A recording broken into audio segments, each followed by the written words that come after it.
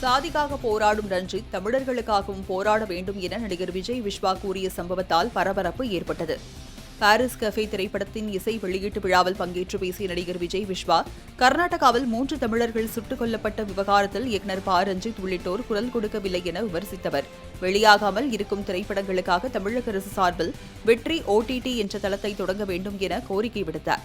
இதனிடையே ஆணவ படுகொலைகளுக்கு எதிராக குரல் கொடுத்து வரும் கௌசல்யா சங்கர், விஜய் விஸ்வாசின் போலி போராளிகள் என்ற கருத்துக்கு கடும் எதிர்ப்பு தெரிவித்தார். இதனால் இரு தரப்பினருக்கும் இடையே கருத்து மோதல் ஏற்பட்டு நிகழ்ச்சி அரங்கில் சிறிது நேரம் பரபரப்பு நிலவியது. முக்கியமா இன்னொரு விஷயம் கூட நான் கேட்கணும். இந்த இடத்துல சம்மந்தம் இல்லாம கேள்வியா இருக்கலாம், ஆனா கேட்க எனக்கு உரிமை இருக்குன்றனால நான் கேட்குறேன். நேற்று தமிழ்நாட்டில் ஒரு நிகழ்ச்சி ரொம்ப பரபரப்பட்டுருக்கு. ஒரு 3 பேரை சுட்டு கொண்டிருக்காங்க நம்ம பக்கத்து ஸ்டேட்டில். சில போலி போராளிகள் ஆனா ஊனா போர்லாம் கொடுத்துருப்பாங்க. எங்கே இருக்காங்கன்னே தெரியல. அவங்களாம் ஒரு வாய்ஸ் கூட கொடுக்கல. பா. ரஞ்சித் அண்ணா என்னோட முதல் படத்துடைய இயக்குனர், எனக்கு முத வாய்ப்பு கொடுத்த முதல் இயக்குனர் பா. ரஞ்சித் அண்ணா. அவரோட நான் எப்பயுமே வாழ்க்கை கூட கடமைப்பட்டிருக்கேன். ஆனால் மற்ற விஷயத்துக்கெல்லாம் தொடர்ந்து குரல் கொடுத்துட்ருக்காரு. அன்றைக்கி நேற்று தமிழர்கள் 3 பேர் போட்டிருக்காங்க. இப்போ கூட செக் பண்ணேன், அதில் காணோம், ட்விட்டரில் காணோம், யாரையுமே காணோம். போலி போராளிகள் பாஸ்வேர்டு மறந்துட்டாங்களான்னு தெரியாது. நான் என்ன சொல்ல வரேன்னா, நீங்கள் எல்லாத்துக்கும் குரல் கொடுங்கன்னு சொல்கிறேன். எல்லாத்துக்கும் குரல் கொடுங்க. சாதிக்காக போராடும் ரஞ்சித் தமிழர்களுக்காகவும் போராட வேண்டும் என நடிகர் விஜய் விஸ்வா கூறிய சம்பவத்தால் பரபரப்பு ஏற்பட்டது.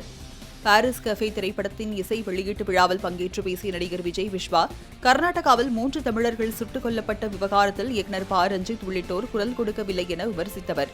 வெளியாகாமல் இருக்கும் திரைப்படங்களுக்காக தமிழக அரசு சார்பில் வெற்றி OTT என்ற தளத்தை தொடங்க வேண்டும் என கோரிக்கை விடுத்தார். இதனிடையே ஆணவ படுகொலைகளுக்கு எதிராக குரல் கொடுத்து வரும் கௌசல்யா சங்கர், விஜய் விஸ்வாசின் போலி போராளிகள் என்ற கருத்துக்கு கடும் எதிர்ப்பு தெரிவித்தார். இதனால் இரு தரப்பினருக்கும் இடையே கருத்து மோதல் ஏற்பட்டு நிகழ்ச்சி அரங்கில் சிறிது நேரம் பரபரப்பு நிலவியது. முக்கியமா இன்னொரு விஷயம் கூட நான் கேட்கணும். இந்த இடத்துல சம்மந்தம் இல்லாம கேள்வியா இருக்கலாம், ஆனா கேட்க எனக்கு உரிமை இருக்குன்றனால நான் கேட்குறேன். நேற்று தமிழ்நாட்டில் ஒரு நிகழ்ச்சி ரொம்ப பரபரப்பட்டுருக்கு. ஒரு 3 பேரை சுட்டு கொண்டிருக்காங்க நம்ம பக்கத்து ஸ்டேட்டில்.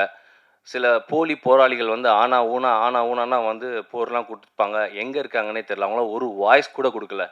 பா. ரஞ்சித் அண்ணா என்னோட முதல் படத்துடைய இயக்குனர், எனக்கு முத வாய்ப்பு கொடுத்த முதல் இயக்குனர் பா. ரஞ்சித் அண்ணா. அவரோட நான் எப்பயுமே வாழ்க்கை கூட கடமைப்பட்டிருக்கேன். ஆனால் மற்ற விஷயத்துக்கெல்லாம் தொடர்ந்து குரல் கொடுத்துட்ருக்காரு. அன்றைக்கி நேற்று தமிழர்கள் 3 பேர் போட்டிருக்காங்க. இப்போ கூட செக் பண்ணேன், அதில் காணோம், ட்விட்டரில் காணோம், யாரையுமே காணோம். போலி போராளிகள் பாஸ்வேர்டு மறந்துட்டாங்களான்னு தெரியாது. நான் என்ன சொல்ல வரேன்னா, நீங்கள் எல்லாத்துக்கும் குரல் கொடுங்கன்னு சொல்கிறேன். எல்லாத்துக்கும் குரல் கொடுங்க.